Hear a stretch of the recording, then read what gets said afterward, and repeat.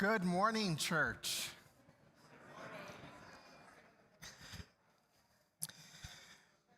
I usually almost always say what a joy it is to see you here this morning. And while it is a true joy to see all of your faces, I know that I arrived this morning with something in addition to joy, and that's a need to see your faces, to be together in a beloved community when times are tough, as they have been over the last few days.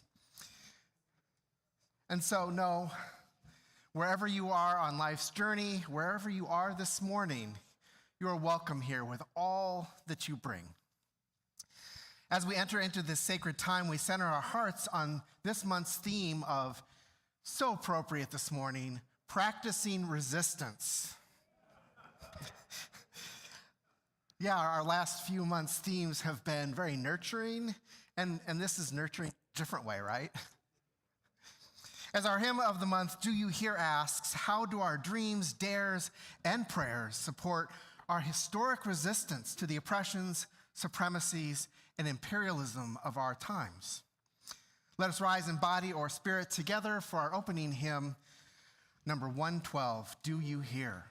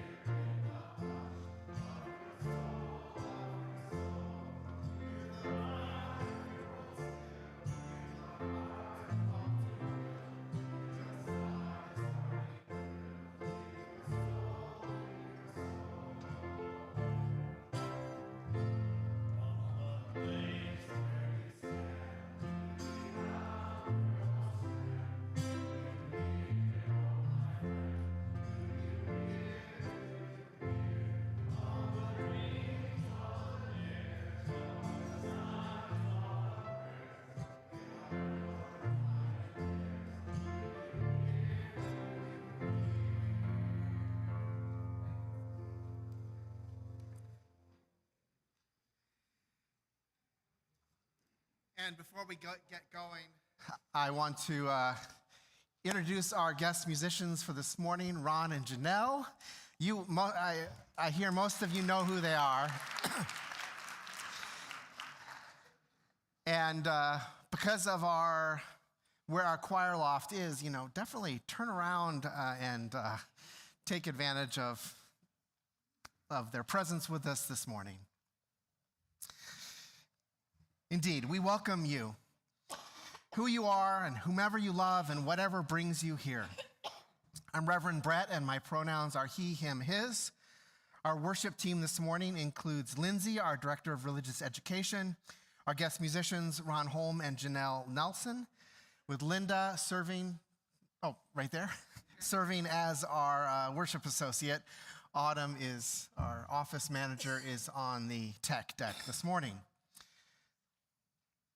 If you're in person, do join us for coffee hour after the service. If you are online, do like, comment, share the worship service with everyone that you know. If today is your first day worshiping with us, online or in person, we're thrilled that you're here. Let us know who you are so we can be in touch.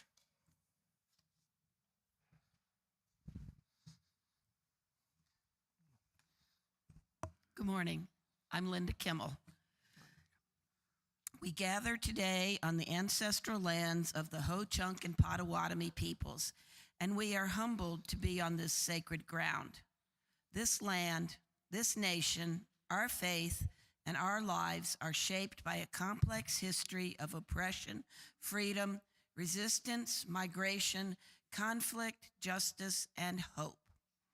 From these legacies, we learn, grow, reflect, seek healing, give thanks, and strive to build a better world for those who will inherit our choices.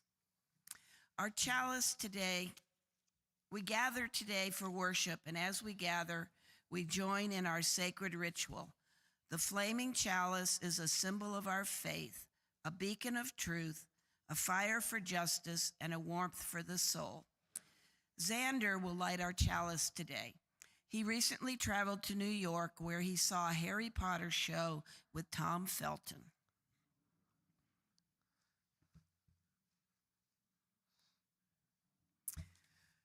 Let us speak together the covenant of our church. Love is the spirit of this church, and reason is its guide, to dwell together in peace, to seek truth in freedom, and to serve human need. This is our covenant. Now let's sing our chalice response song.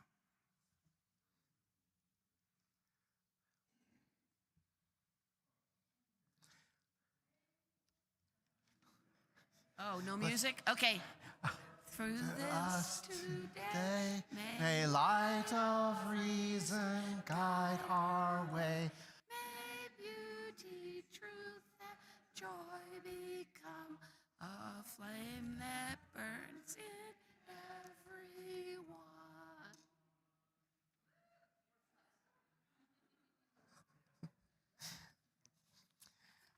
That was totally on me. I think I told Ron that I would lead that.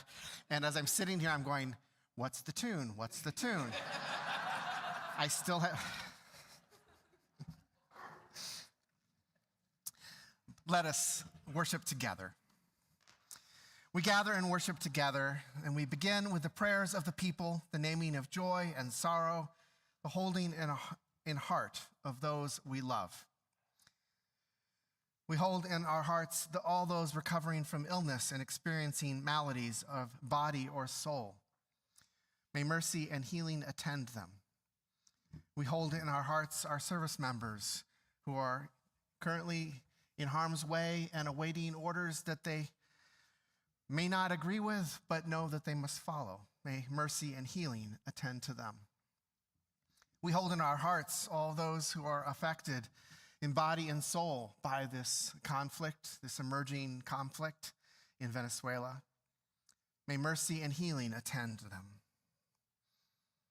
I invite you in this space to name those aloud or in silence, those who you are holding in your hearts.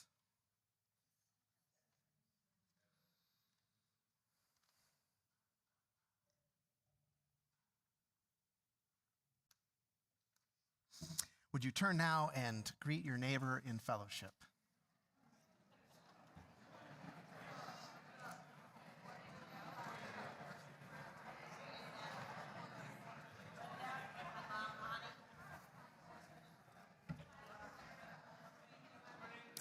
Good morning, good morning.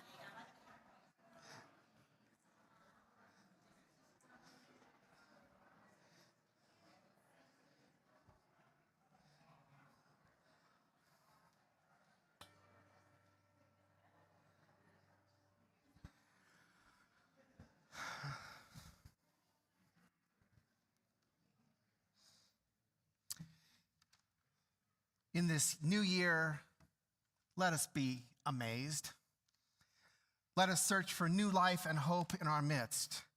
Let us nurture creativity in every form. Let us be reminded that new insights of the universe are always being made. In this new year, let us be amazed.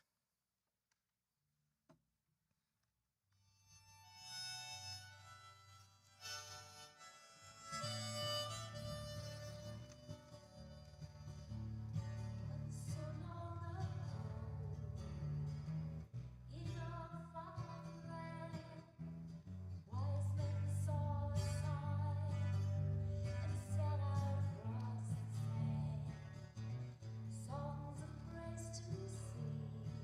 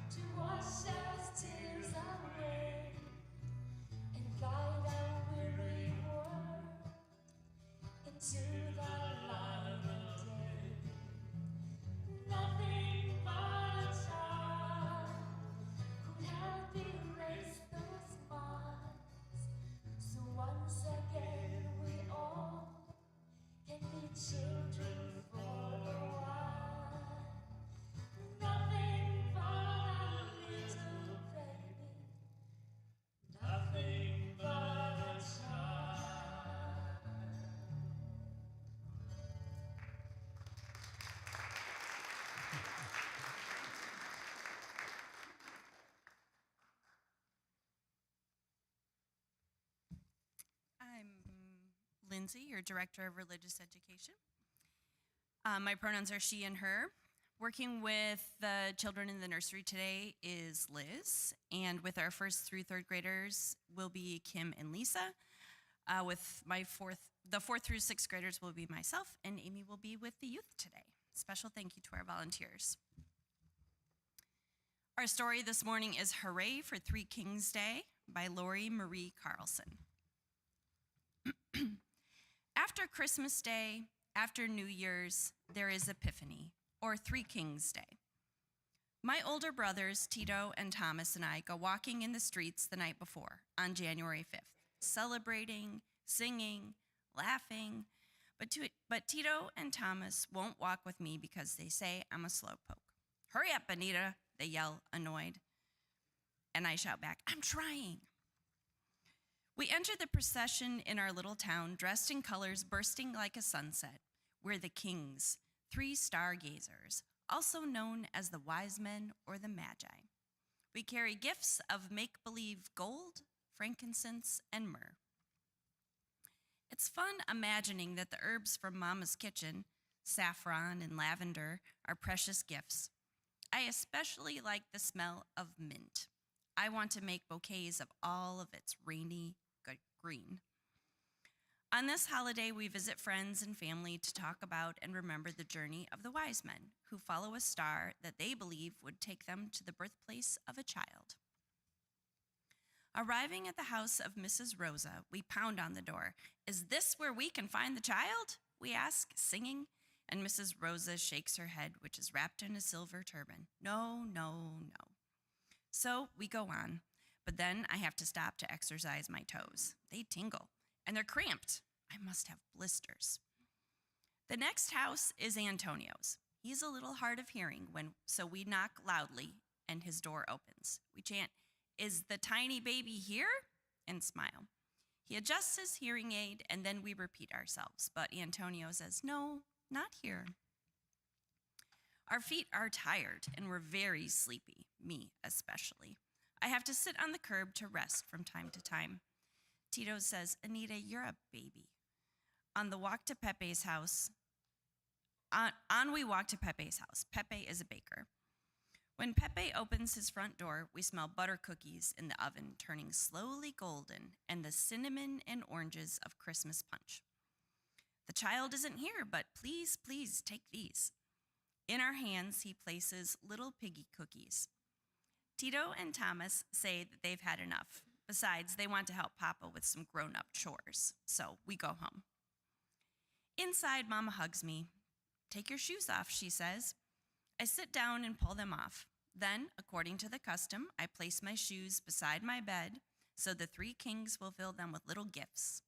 Next to the shoes, I set down small boxes full of grass, flowers, and hay, and a bowl of water for the king's camels to eat and drink. My brothers laugh so hard and they start to hiccup. No camels are coming to our house, they say. Only babies believe that. But I know that they will come. Mama whispers goodnight and Papa carries me to bed. I'm excited about tomorrow, January 6th, the most important day of giving and receiving gifts. It's hard to sleep. When I wake up, I see so many presents. 3 puppets, 1 little horse piñata, and boxes wrapped in bright red paper at the foot of my bed. And I find a note about a special present somewhere else, maybe in the living room. I run downstairs to see. A lilac-painted dollhouse. Inside is a tiny wooden rocking chair. Thomas runs outside to try his shiny silver bike, and Tito starts setting up his train track. All day we play until it's time for dinner, and then 1 large blazing star appears. Later in our house, we eat delicious feast day foods that my parents, aunts, uncles, and grandma have prepared for this 12th night, 12 days after Christmas. Afterwards comes honey cake, crispy and sweet, and there is even more. We eat until our stomachs ache. As the plate of sweets passes, each of us takes 1 big slice of almond-decorated cake. We hold our breath to see who has the prize, the tiny doll that Mama puts inside the cake before she bakes it. Whoever finds the doll receives a special treat, Papa says, just like the kings who journeyed on and on and on because they believed and they had faith. My heart is pounding as I pick away the bits of lemon rind and pineapple. I scrape away the snowy white icing with my fingers. As I nibble the sticky crumbs and oranges, pink cherries from my fingertips, my tongue feels something hard, probably a nut. But wait, it's the small clay doll. I'm the king, except, of course, I'm the reina, as I say proudly to my brothers, not a rey. And if you'll join us in singing the first verse of This Little Light of Mine, we'll head downstairs. Oh, this little light of mine, I'm gonna let it shine. This little light of mine, I'm gonna let it shine. This little light of mine, I'm gonna let it shine, let it shine, let it shine, let it shine.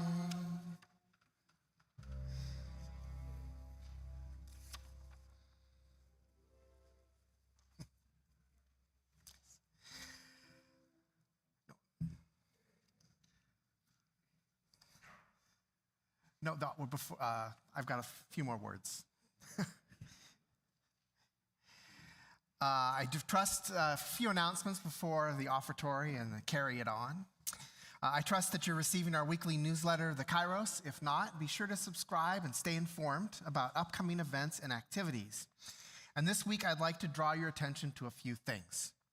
The Eco-Justice team will meet after the service today in the library if you're interested in learning more about our neighborhood pantry, which has grown to national prominence. Especially if you have questions about how we stock it and keep it supplied, you're warmly invited to join us for a brief question and answer time. All will be welcome. Our activity fair is scheduled for Sunday, January 25th, right after the service. Teams and small groups will be gathered to share what they do, what's coming up, and how you can participate. It's a great way to learn about the many groups that help our church thrive and to find a place for you to connect.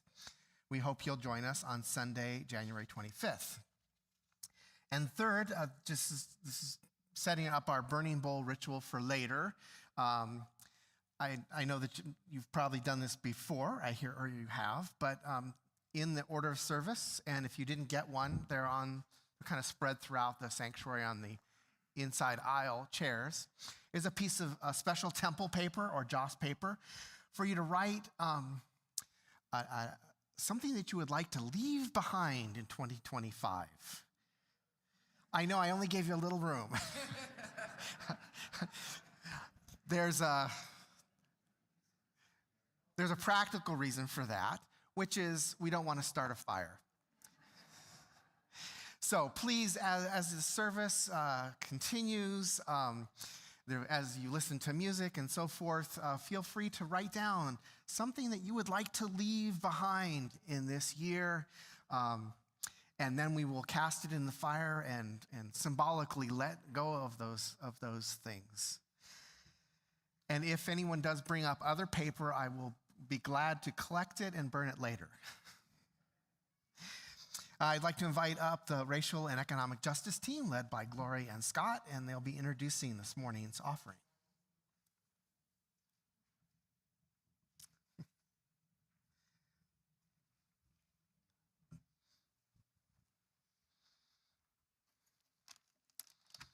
Hello, my name is Scott Garwick, and my pronouns are he and him. Along with Gloria Perez, I co-lead the Racial and Economic Justice team, which meets on the second Sunday of each month, and you're welcome to join us.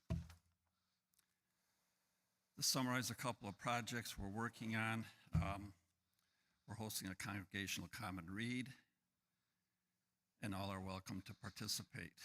Some have purchased books already, and if you'd like to be a part of this, please see Reverend Joyce about getting your copy. I have no idea what the book is, so. We're planning a book discussion date and time, so please let us know if you're interested. Also, we're collaborating with the collaborating with the Eliminate Racism 815's All Faith team and their work on the anti-racism front. Today, 80% of our offering will go to the Overnight Cafe, a ministry of Second First Church. The Overnight Cafe provides a warm, safe, supervised place to gather for a meal and sleep, and is available to anyone needing an overnight stay, especially the unhoused of Rockford. They also provide clothing, showers, and laundry, and are open 5 days a week from 6 p.m. to 7 a.m. and welcome donations of warm clothing, food, volunteers, and money. Check out their website for more information. The offering will now be given and most gratefully received.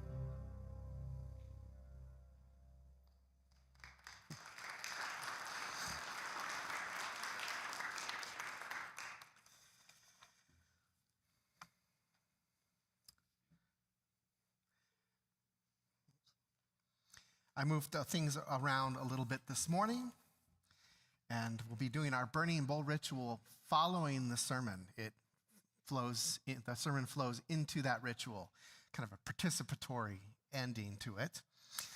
But right now, I'd like us to turn our hearts to a spirit of meditation and prayer. God of many names and mystery beyond all naming. We know there are many forms of prayer: celebration, praise, peace, petition, contemplation.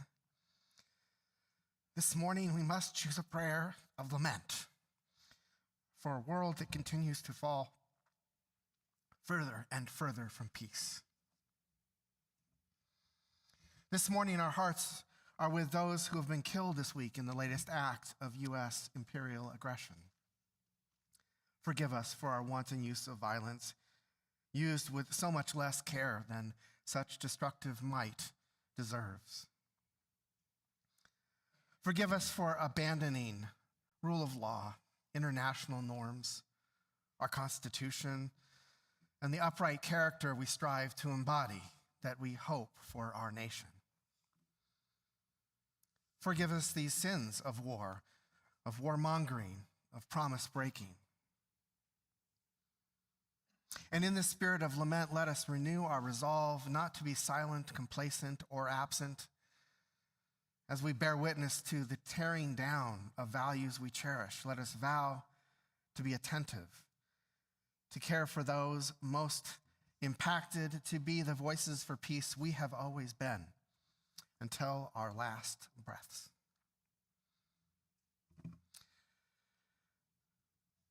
Let us share a few moments of quiet together.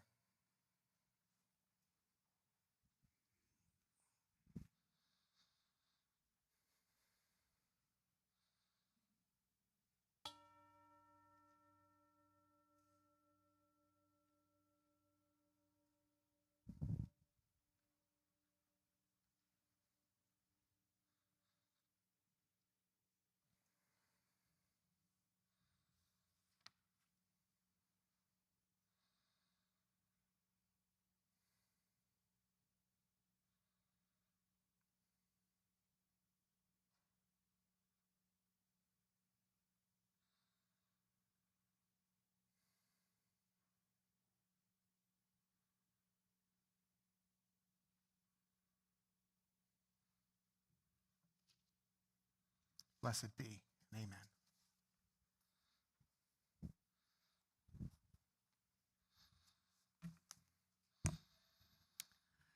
Taking a stand against the misuse of power takes courage and faith that you are doing the right thing. My mother's parents practiced this in their daily lives. My grandmother supported her country by serving as an Army field nurse during World War I. My grandfather used his position as a newspaper editor in Germany to warn people about the dangers of electing Hitler. This cost him his life and forced the rest of the family to flee to Switzerland as refugees. They did not let these experiences stop their beliefs that people are good and that moving forward could bring better opportunities. At the end of World War II, Mom and her family came to the United States. She became a citizen and was involved in supporting causes related to treating all people fairly. Her experiences as a refugee has given her empathy for the plight of many refugees in our country today. My parents' and family history instilled in me the importance of standing up for what I believe to be right. It doesn't have to be big things. It can be done in small ways and still be important. In my work as a school nurse, I was known as a fierce advocate for individuals with special needs who were being treated unfairly by the schools. Twice I was administratively transferred out of schools by principals who did not appreciate my advocacy. Luckily, I landed in schools with principals who supported standing up for the rights of special needs students, and I was able to continue my advocacy. In In retirement, I have channeled my advocacy to supporting movements fighting the abuse of power by our government. I attend rallies, write letters to my representatives, support political candidates who I believe will be better for us, and encourage people to vote. At first, it was scary to participate in these activities, but I felt they were important enough to face my fears and do it anyway. I feel good that I am doing my part to make our community and country a better place.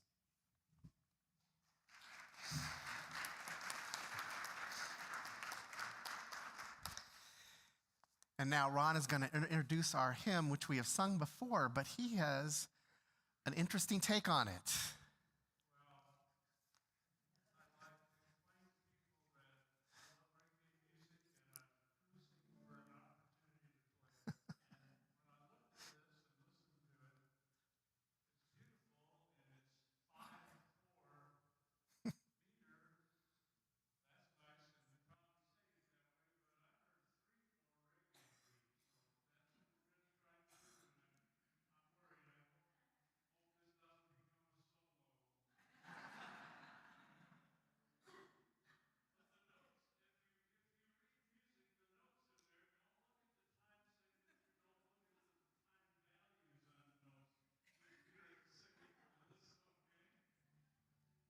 Rising body or in spirit.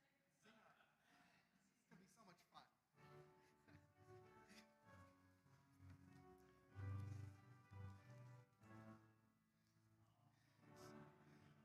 Days remembered, burns of breaking, bright fear, guiding hands and hearts and spirits into faces of fear.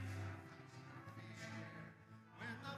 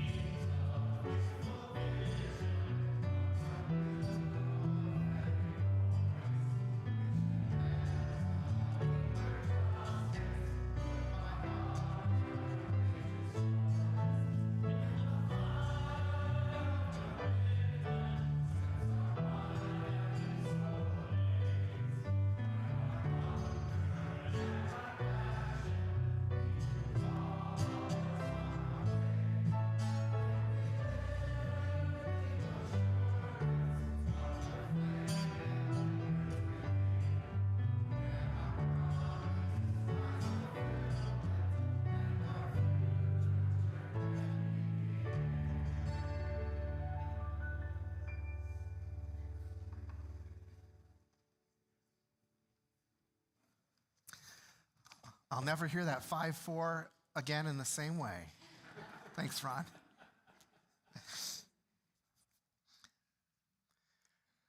Our reading this morning is The Journey Back to Bethlehem by the Reverend Teresa Schwartz. In times like these, we may seek a new word, but perhaps in times like these, more than new words, we need some old ones. We made the journey back to Bethlehem to the old story of a young, unwed, pregnant girl and her fiancé, Joseph, a poor young carpenter. The Roman Emperor Caesar Augustus ordered a resignation. Mary and Joseph, poor and ashamed, followed the orders of the ruling elite, the 1%. They journeyed far from home. Mary went into labor and gave birth to her child on the way. There is no room for them, no baby clothes. We sang songs at Christmas about a glorious moment in the story, but the story, like all stories, go on. After Jesus' birth, King Herod secretly calls the members of his cabinet to learn the details.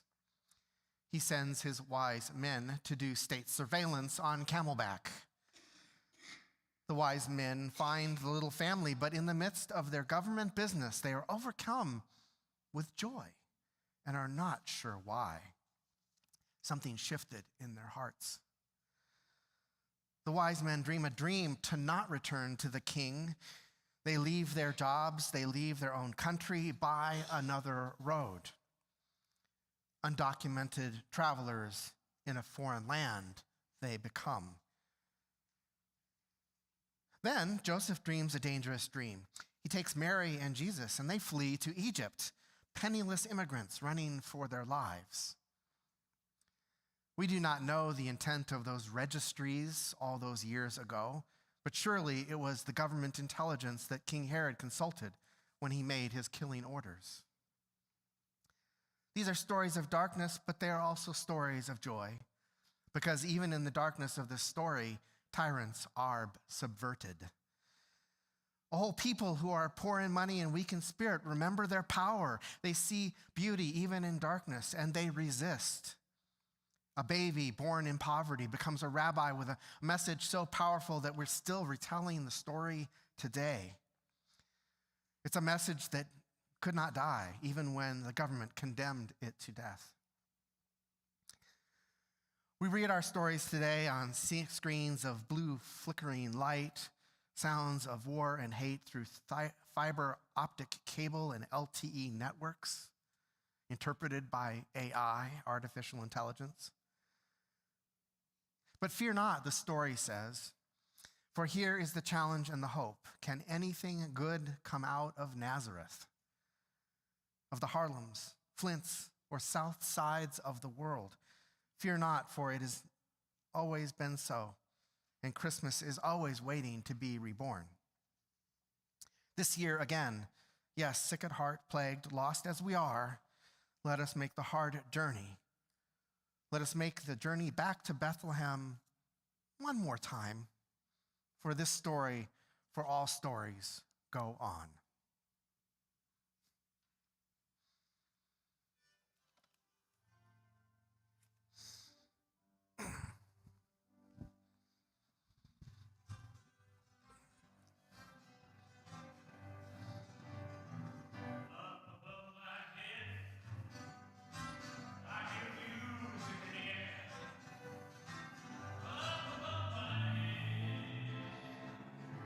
Singing everywhere.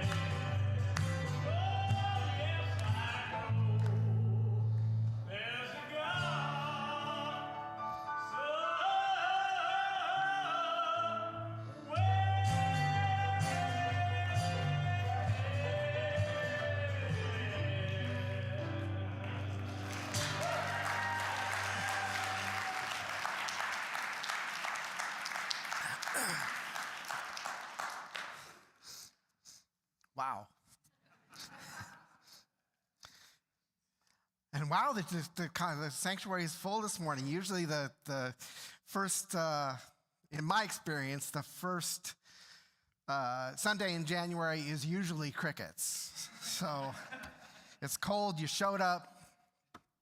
It's awesome. So each December between Christmas and New Year's, staff had some time off. And I have a kind of unintentional ritual of heading off into space. Usually exhausted from the fall church startup and the holidays, I'll fire up an old hand-me-down projector in the basement that my son gave to me many years ago. And on a 10-foot screen, I'll rewatch one of my favorite sci-fi soap operas.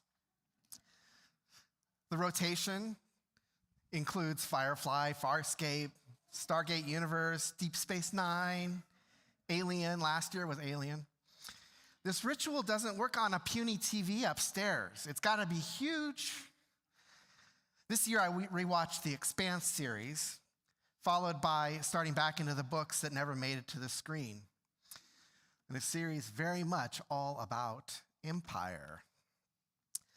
Sometimes I'll watch my sci-fi soap operas while flying my computer space simulator.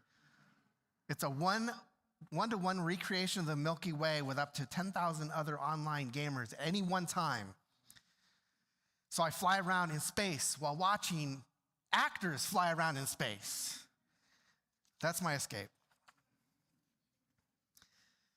To be clear, this ritual is a very conscious attempt to escape what's going on out there.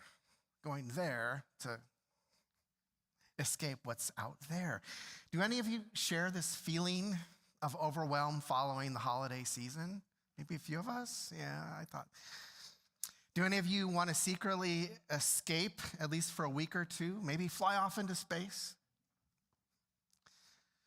A friend of mine pointed out that my little trailer is very much like a little spaceship. He says, I'm on to you. Of course, I'm using my sci-fi space obsessions to escape an oppressive feeling I get each time this year that there's just too much happening in the world. Too much commercialism and materialism around the holidays. Too much oppression and violence in the news. Too much cultural supremacy and hegemony, too much life under empire. And I'm not talking about us living under the occupying rule of empire. We are empire. And right now, our role as global oppressor is more clear than ever. I'll get to Venezuela in a minute. Yet here's the irony of using science fiction and space exploration games as an escape from our feelings living in an age of expanding empire. Science fiction is obsessed with empire, with the ravages and excesses and parallels of empire. It's in every single book. I think it's in every book I've ever read. Sci-fi is filled with resistance to the evils of imperialist expansion, transcultural greed, and human corruption. Resistance to empire is a mainstay of science fiction. Star Wars, of course, is a perfect example with a resistance, right, named the Resistance, and the empire named the Empire. But in what we snobs would call serious science fiction or speculative fiction, we find the same fixations on how to resist the overwhelming power and lure of human empire. In Frank Herbert's Dune, for example, resistance takes the form of religious fanaticism and later ecological science as antidotes to empire. In Isaac Asimov's Foundation series, resistance to empire utilizes math and science, which the author calls psychohistory, as the tools to erode the power of an emperor who, recloned through the century, is literally named empire.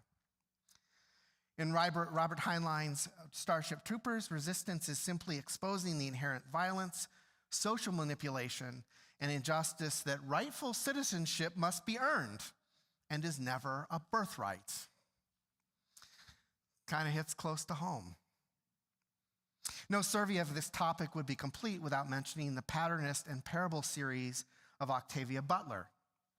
A profile of Butler in Black Women in America notes how Butler adds to this critique of empire racial and gender-based animosity, ethical and unethical uses of power, and how the assumption of power changes people. It changes us.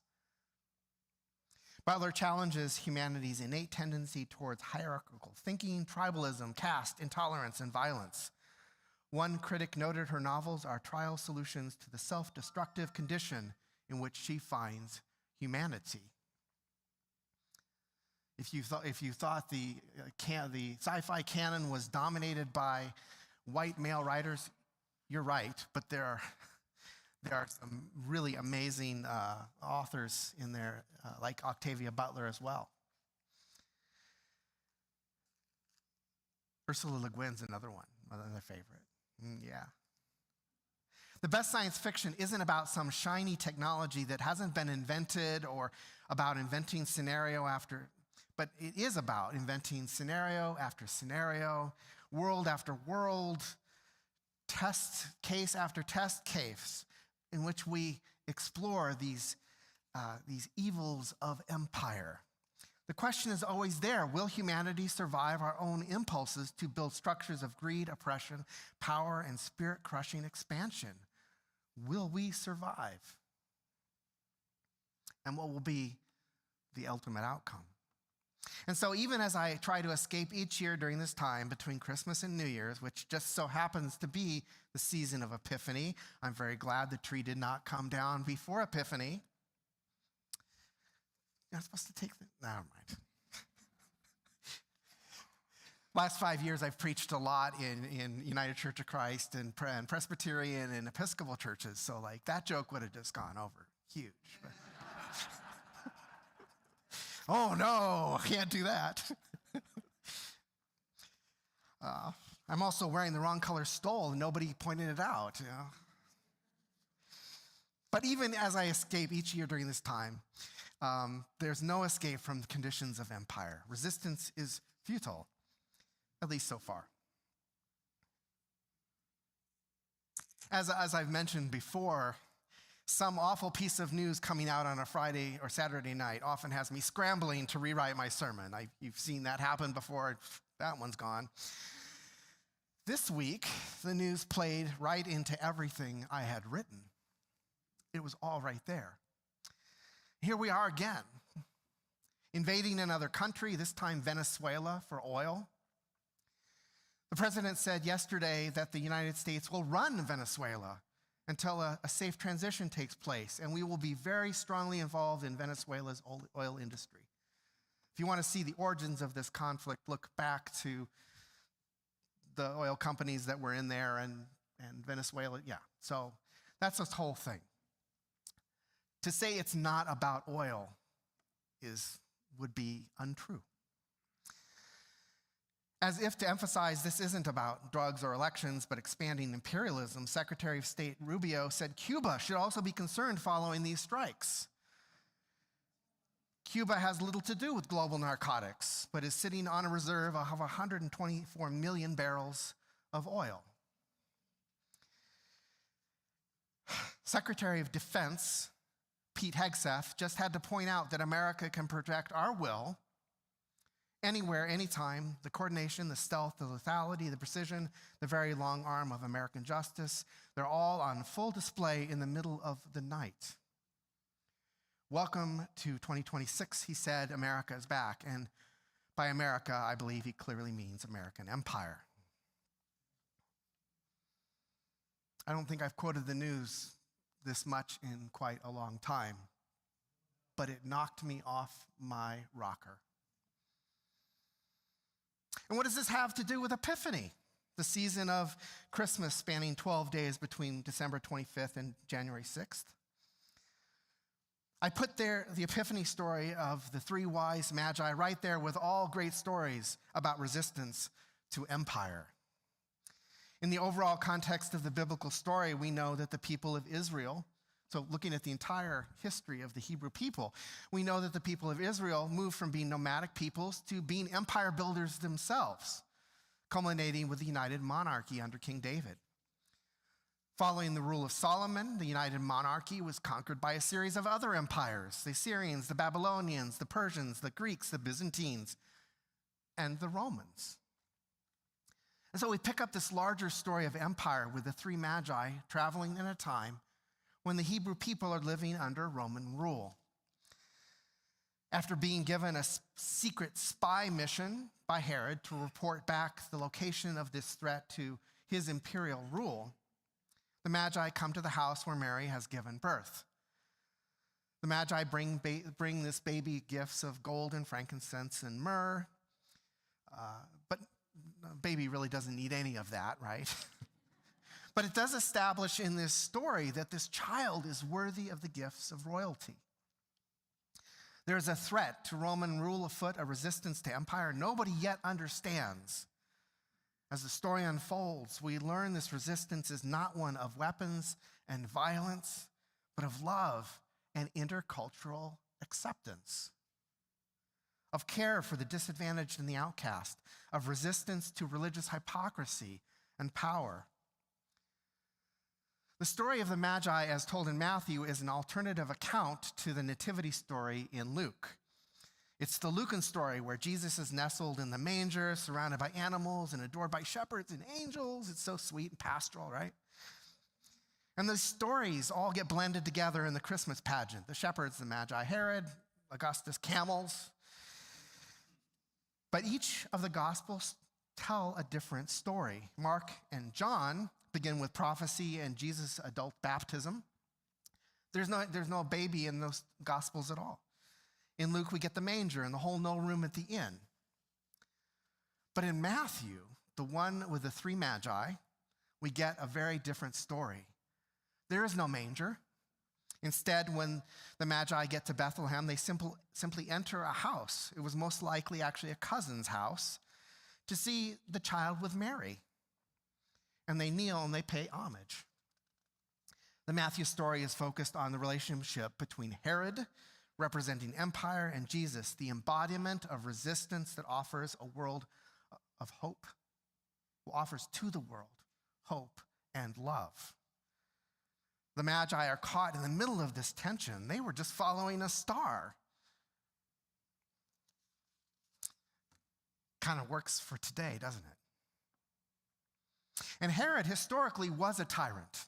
Biblical scholar Richard Horsley describes in The Liberation of Christmas, Epiphany under Empire, how Herod, oppressed his own people with taxes to fund his grandiose building projects, including a rebuilt temple that exceeded the opulence of Solomon's. Herod instituted what today would be called a police state, complete with loyalty oaths, surveillance, informers, secret police, imprisonment, torture, and brutal retaliation against any serious political dissenter. Matthew comes to life vividly against the background of Herodian exploitation and tyranny. And a key to understanding this story is that Herod isn't a Roman. Rather, he's a Jewish monarch who has sold out to Roman overlords and will do anything to maintain power. This is very different than the anti-Semitism that comes into some of the translations later in the Gospels. Herod was, in fact, a tyrant.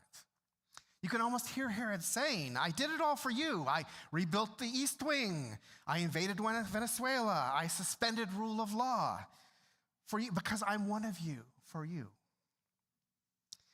It isn't that the story of Epiphany has echoes to which we should pay attention today.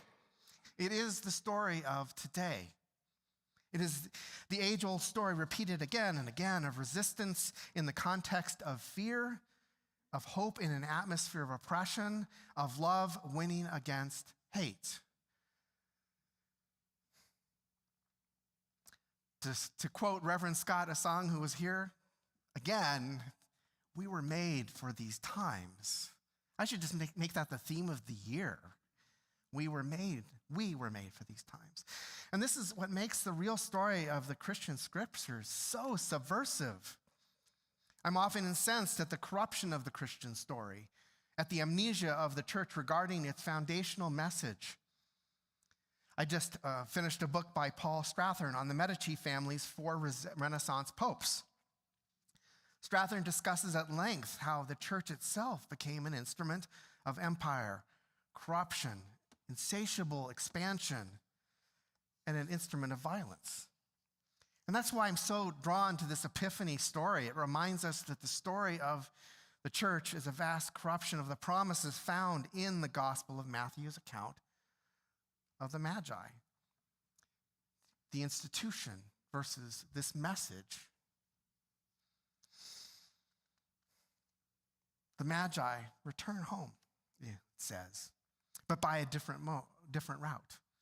They have seen the promise of love coming into the world. They are transformed by it.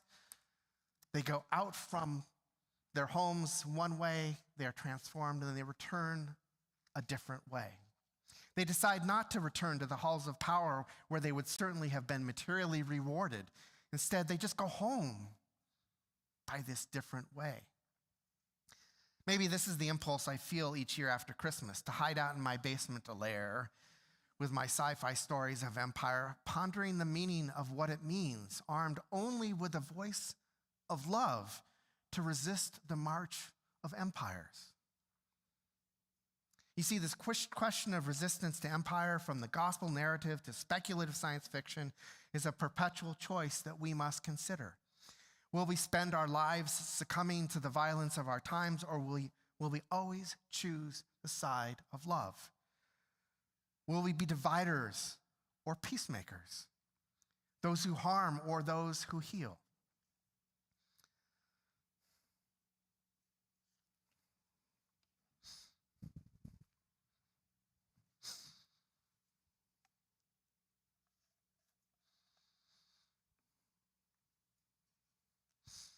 And as we light our burning bowl, you can see now why I put it at the end.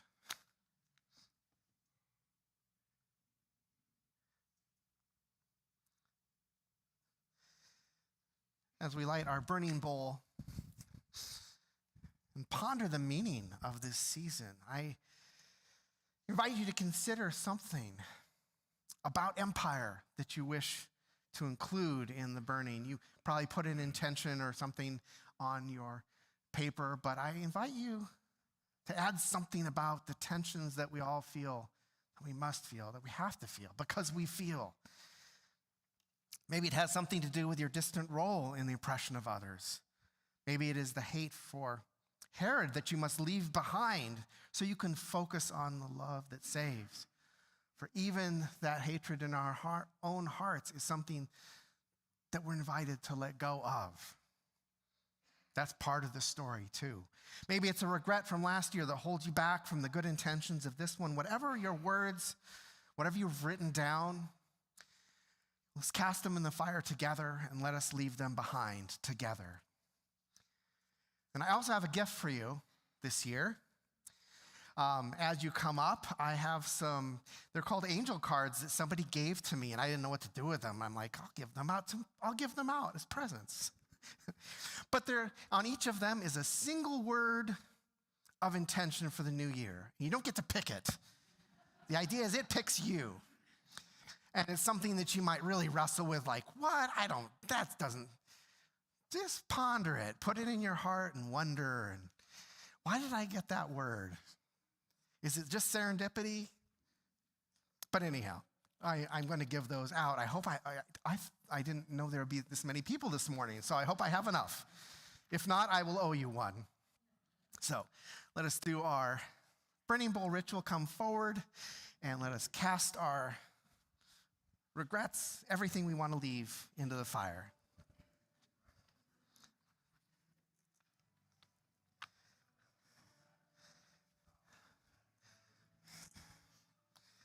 What you get.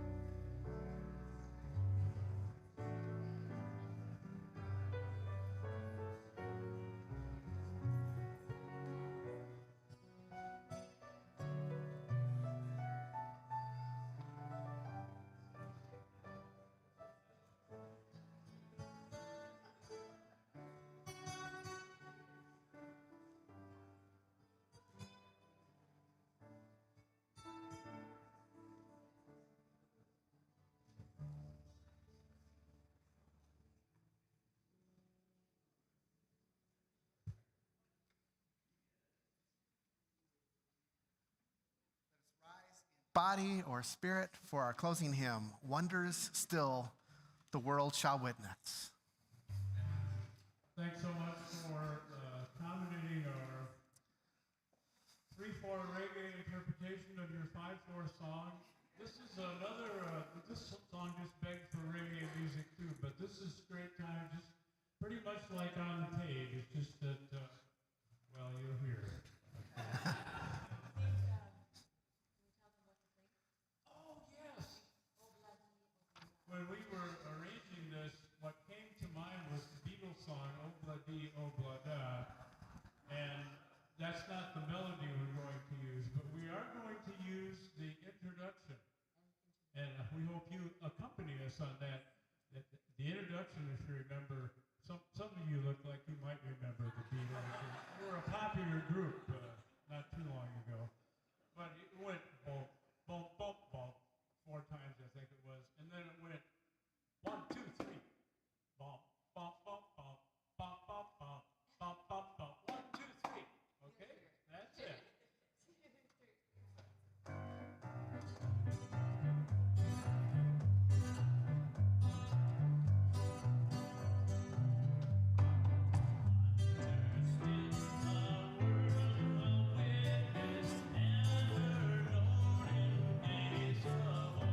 Sing with us. Let's start that again. I didn't hear you. Here